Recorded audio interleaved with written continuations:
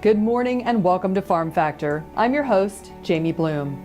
Today, Kyle Bauer is in San Antonio and visits with Tyler Bradon with the King Ranch. Learn about their cattle operation and how they fund expansion. Next up, Greg Akagi brings us the Kansas Soybean update. Then Duane Toews visits with Alfonso Navarro with the Mexican Consulate in Kansas City. Find out why the Kansas City location plays an important role in Kansas agriculture. Then find out what's going on around the state with the Kansas Farm Bureau update. And to wrap up, it's Plain Talk with Kyle and Duane. It's all coming up on Farm Factor. Stay tuned.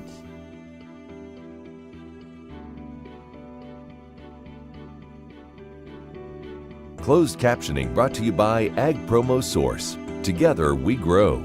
Learn more at agpromosource.com.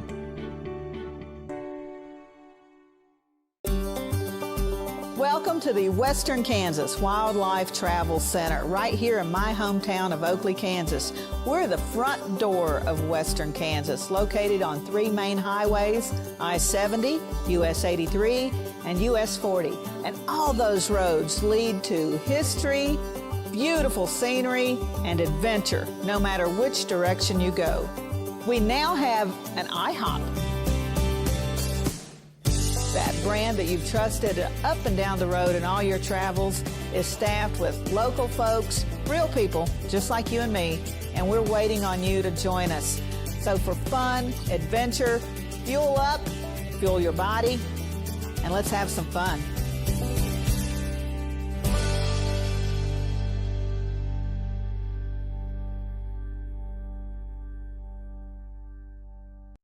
These days, no one can afford to take the risk of being without financial protection against high health care costs, not even for a few days. Kansas Farm Bureau health plans offer short-term health care coverage to fill in those temporary gaps. Short-term health plans can provide you with medical coverage when you are between health plans, helping lower your potential financial risk. Learn more at kfbhealthplans.com or contact a Farm Bureau financial services agent near you.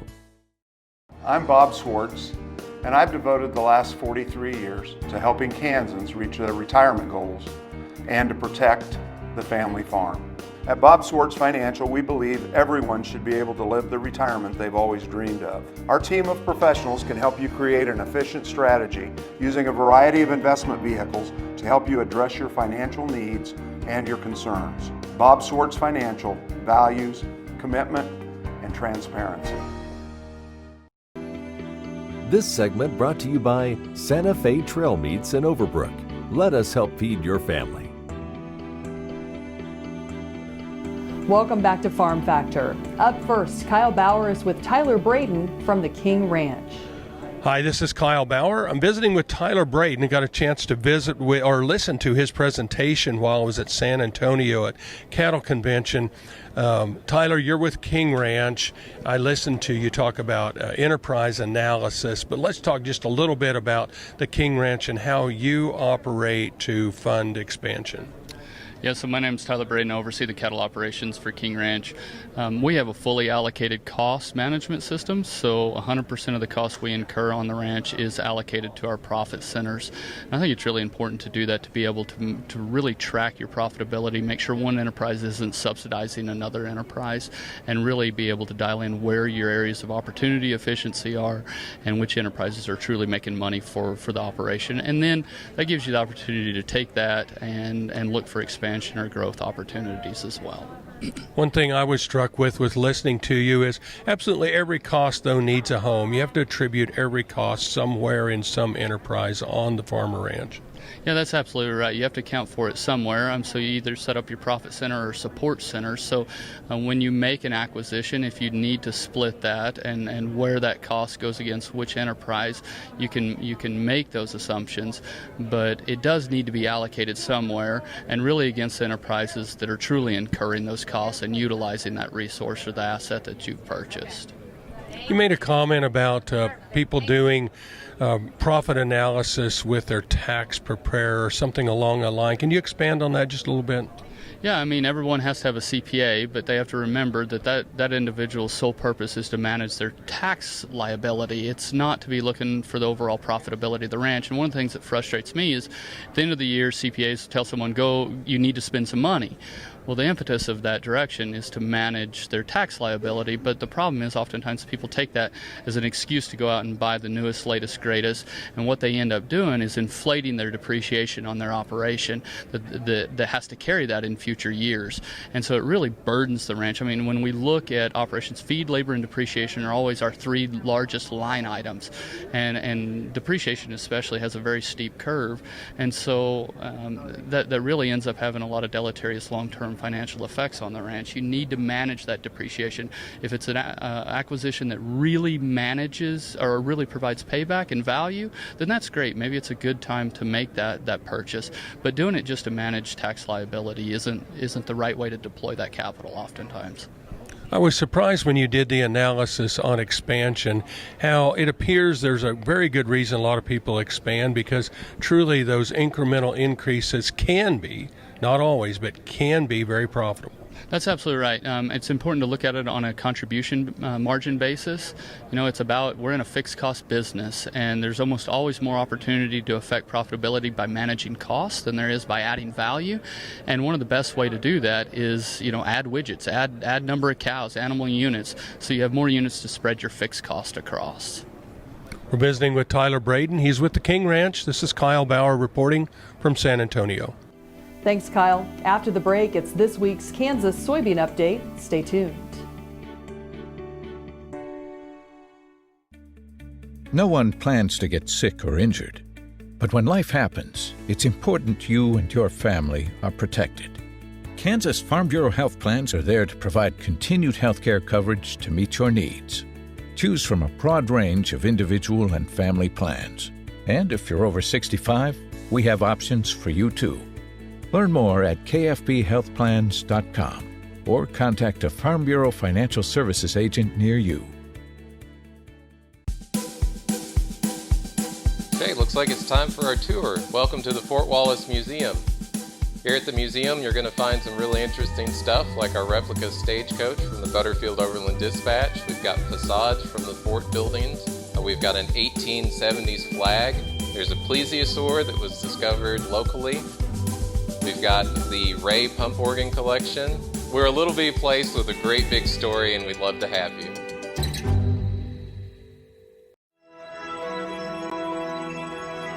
Highways 40, 83, and I-70 come together right here in Oakley. Roads that lead to businesses, to magnificent rock formations, to scenic vistas, to places where legends were made. Roads that lead us home. Discover Oakley, the gateway to Western Kansas. Valley Vet Supply is devoted to providing information and professional quality products at reasonable prices. Valley Vet Supply. This segment brought to you by the Kansas Soybean Commission, the Soybean Checkoff, progress powered by Kansas farmers. Welcome back to Farm Factor and the Kansas Soybean Update. This is the Kansas Soybean Update. It's brought to you by the Kansas Soybean Commission. The Soybean Checkoff, progress powered by Kansas farmers. Earl Lewis, director of the Kansas Water Office, joins us. And Earl, as the weather starts to warm up, it also means the harmful algae bloom season picks up as well. And the Kansas Water Office has ongoing projects such as the Milford Lake HAB runoff project to help combat a problem that can cause a lot of issues. As you mentioned, we've already started to see a few of the lakes that are starting to develop algae blooms as we've seen in the past. And the food source for that algae is primarily phosphorus. The way to combat that long term is to try and reduce the amount of phosphorus that's coming into our water bodies. And one project we have going on is the Milford Lake RCPP, which is a cooperative program with NRCS. And that RCPP stands for Regional Conservation Partnership Program, and it brings in additional federal dollars into that area above Milford Lake to try and put in practices that reduce that phosphorus getting into our water supply so that long term we have a better situation situation than we do today. This project is a little bit unique, and the Soybean Commission is one of 30 partners both above and below the reservoir that are working together to try and provide funding and in-kind resources to address this issue. And so that means our agricultural groups, some of our recreational groups, and even some of our public water suppliers like Manhattan, Topeka, Lawrence, and even clear down into Johnson County are providing funds and in-kind services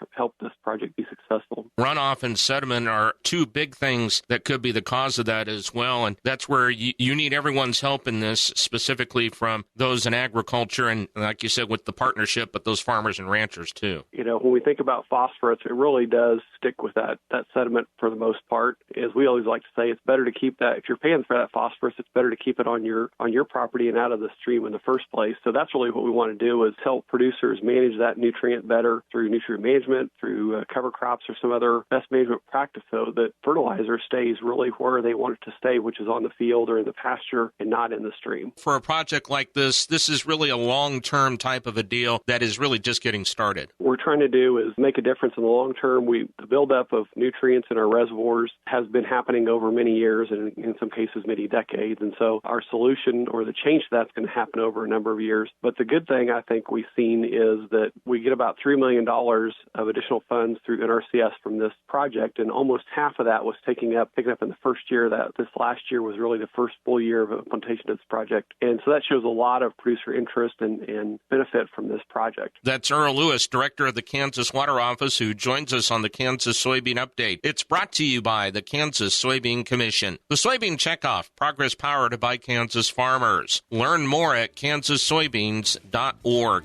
For Kansas Soybeans, I'm Greg Akagi.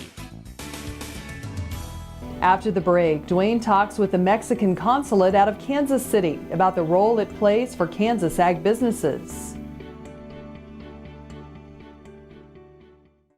Sure Crop Fertilizers was started by my father, Don Sherman, and my mother, Shirley Sherman. Family business that started in the 80s. We predominantly focus on plant nutrients and what we can do to give growers better responses with the fertilizer dollars that they do, and what we can do to make those things work better for the grower. We're based out of Seneca, Kansas. We work with growers in their soil analysis to figure out what they need, and then we can put those in a blend that gives them the best results, and so that we can deliver that direct to their farm, so that they have those nutrients where they need them, when they need them, and so that they can apply them in a manner that's very efficient to them and works well in their planting systems and what they're doing.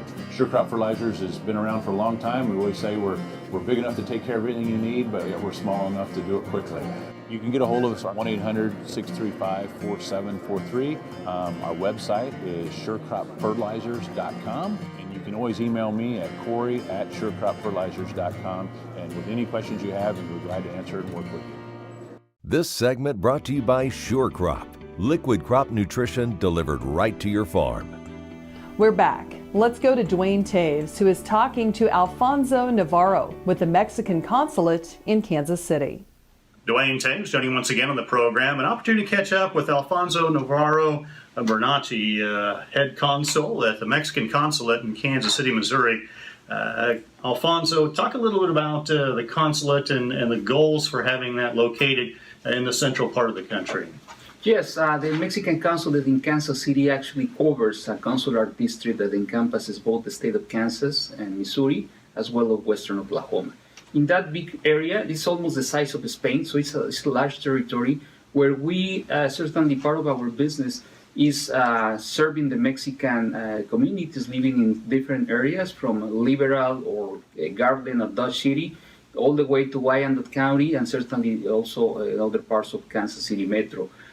So that's part of our business, but certainly a very, very important activity is the one related to reaching out to relevant stakeholders, to members of the several industries that conduct business with Mexico, and certainly have Mexico as a top export market. You had a presentation that you talked to growers about that important connection between Mexico and Kansas, and it's a big business, big industry. Talk a little bit about how those exports from Kansas get to Mexico then.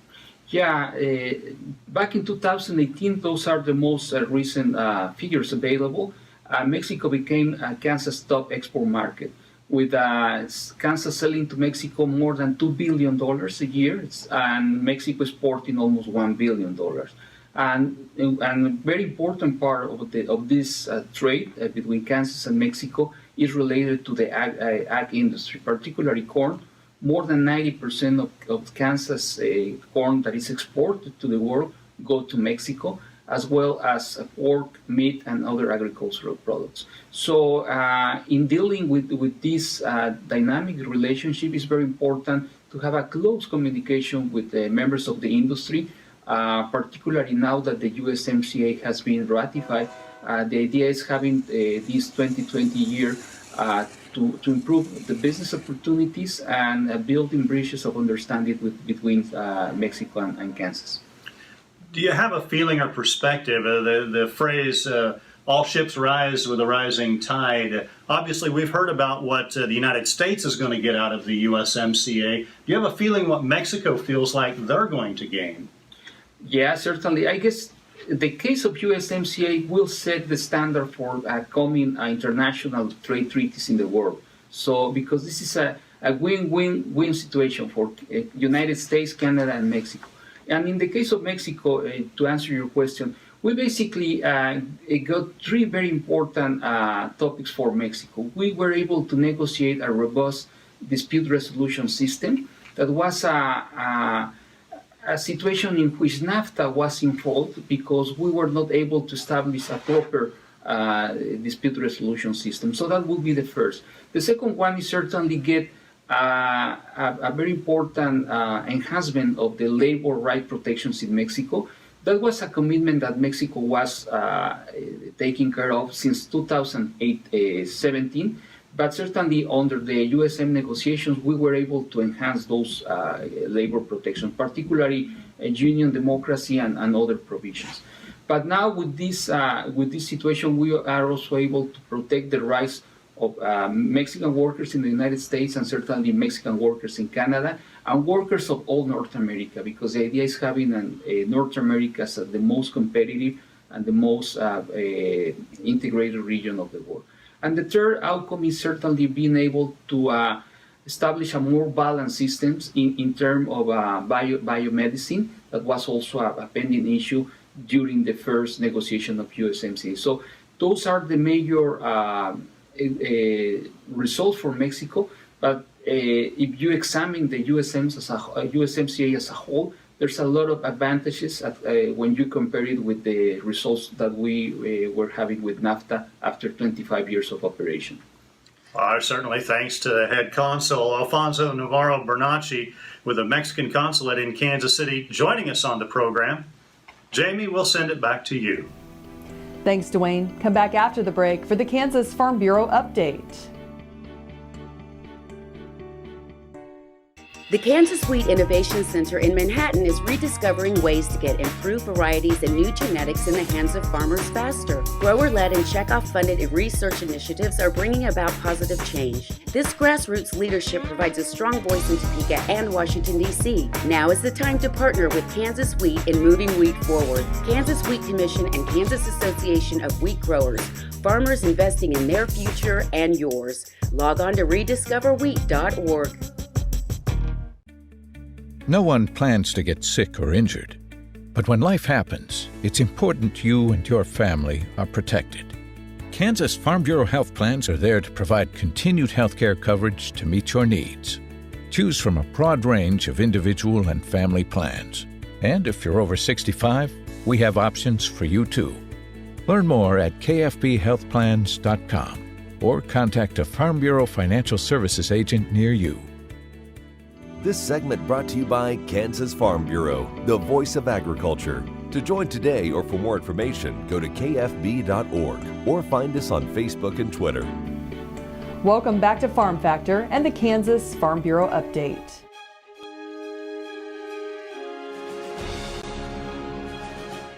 Kansas Farm Bureau is very pleased to make the announcement of an endorsement for Jacob Turner as a 2nd District Congressional Representatives. And first of all, let me tell you just a moment about how Kansas Farm Bureau arrives at this endorsement. We solicit from our grassroots, each one of our counties, the opportunity to make a recommendation. Those recommendations then go to a state board that analyzes those and then makes the endorsement.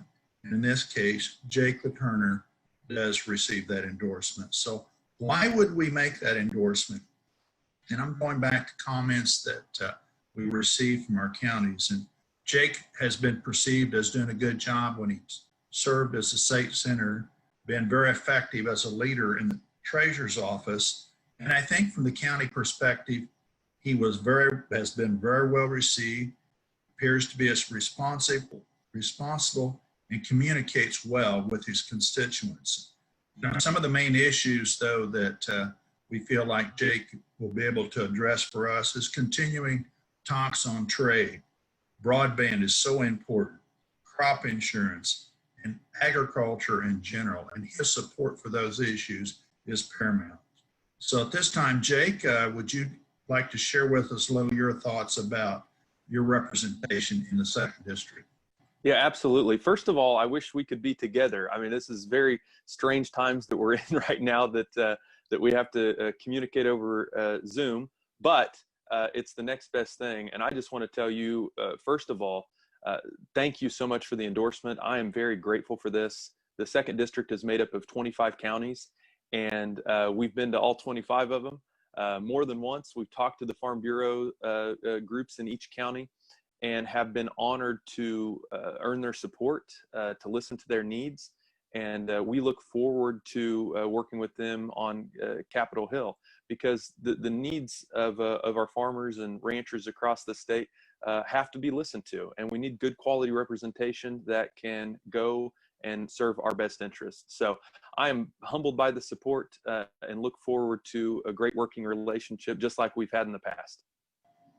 Jake, thank you for those comments. And at Kansas Farm Bureau, we look forward to working with you as our endorsed candidate for the 2nd District. Great, I appreciate it very much.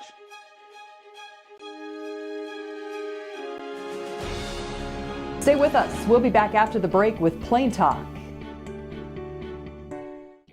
Kansas Corn reminds you that E15 fuel is the right choice for every kind of driver. For the car enthusiast, E15 has higher octane. For the thrifty driver, E15 is priced lower than regular unleaded. For the nature lover, E15 provides cleaner air. For the shopper who buys local, E15 has more ethanol from our Kansas corn farms. Choose E15 for a higher octane, lower price, cleaner American fuel. Message from the Kansas Corn Commission. Learn more at kscorn.com. No one plans to get sick or injured. But when life happens, it's important you and your family are protected. Kansas Farm Bureau health plans are there to provide continued health care coverage to meet your needs. Choose from a broad range of individual and family plans. And if you're over 65, we have options for you too. Learn more at kfbhealthplans.com or contact a Farm Bureau Financial Services agent near you. At Farm Credit, we partner with America's farmers who work hard each and every day to grow the food that we all enjoy. It's not an easy task, but it's an important one. Farm Credit is proud to work with farmers and ranchers, lending support in rural America. Valley Vet Supply is devoted to providing information and professional quality products at reasonable prices. Valley Vet Supply. This segment brought to you by Kansas Corn.